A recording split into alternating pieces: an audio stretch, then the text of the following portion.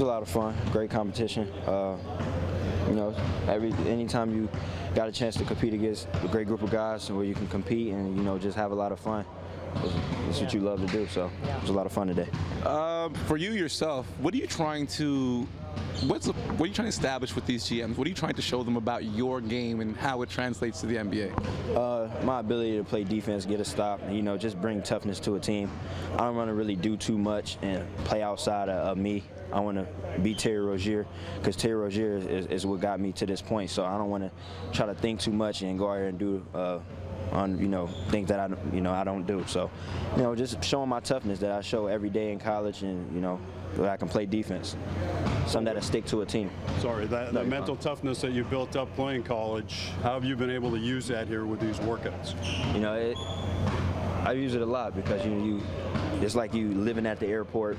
You be at each hotel for like about 12 hours, probably less than that sometimes. So, you know, there's always a mental thing that you got to get through. Then you got to come out and bust your butt every day because you're fighting for a job. This is an interview, so you want to keep a steady mind. And I think Louisville did a pretty good job of helping me with that. You know, we battled a lot of tough things in the summer. We had a lot of up and down season, but them guys, the coaches and my teammates always challenged me every day to accept the challenge and, you know, just move on and get through it. I've heard a lot of Rick Pitino practices. I've heard from other guys in Louisville. They make you mentally tough, Man. and they're 2 hours of hell. Sometimes 2.5 hours. Sometimes 3. All right. And plus the individual early in the day. And believe me when I say it, practices are tougher than the games. Yeah.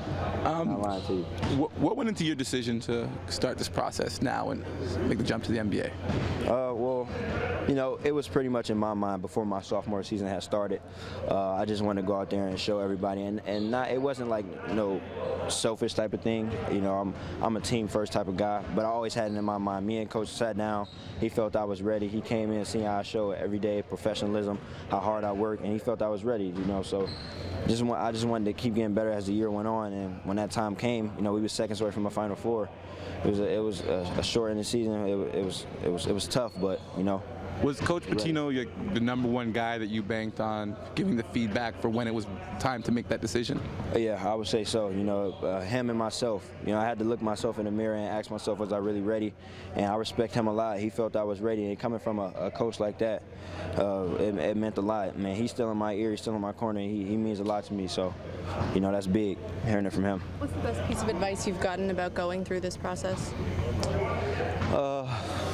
Man, I done heard so much things. You know, just fighting through this, you know, at this point right now, taking care of your body is the most important thing. You know, drink a lot of water, get your rest while you can, you know. Like I said, get as much rest as you can, because you can easily turn your ankle just because of how many workouts I've been in and things, and it's tough to fight through. But like I said, that mental toughness that I got advantage on, it helped me a lot. What workout is this for you, number one? It's for 15. 15. Yeah. So going into it, you know that everyone tells you how difficult it's going to be. Now that you're at workout 15, is it harder than you could have imagined, or like how does it compare to what you were expecting? I wouldn't say it's harder, but it's just like, you know, I was prepared for it, but it's still tough. It's still tough, you know. When you first started off, you having a lot of fun, you traveling, you going city to city, you want to take pictures of the facility, like, oh man, I'm getting NBA socks, you like it. Now it's just like, oh man, like, when's that day coming? It's a week from now, but you still want to go out here and play your hardest. Like I said, this is a job interview, so you don't want to let down. One of these teams can take me late, you know. So. Are you done then? Are you done? I got 15? LA. I got LA tomorrow. The one team? So it's a back-to-back. You got a 5-hour flight, and I got them tomorrow. Yeah, and then I go back home, and I got 2 teams want to bring me back. So Terry, when you talk about the mental toughness on the court, what you went through personally growing up, and you get to this point now where you're 8 or 9 days away, as you said, from living out the dream that you've had. I mean, what's going through your mind right now, given everything you've overcome to get here? I'm just mixed emotions. Excited, anxious, nervous, you know.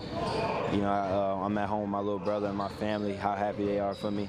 You know, just seeing how his face react to me being in this position, because I know I'm a big role model to him and my little cousin, so it's big. You know, I'm a family person, and this means a lot to me. Overcame a lot of things, and it was something always in my mind to keep a positive mindset, because something was coming for me.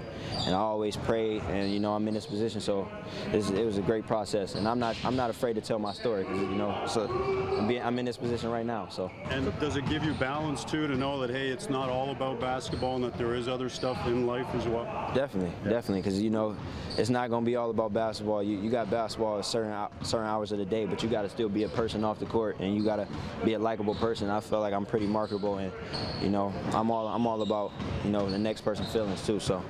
You called it a job interview. Sometimes it's literally a job interview. They'll ask you questions. They want to get to know you. Have you got any strange ones along the way? I got some crazy ones at the combine. I mean, yeah. If somebody was to do something to my sister, what would I do? How many pennies in a million? I don't even remember.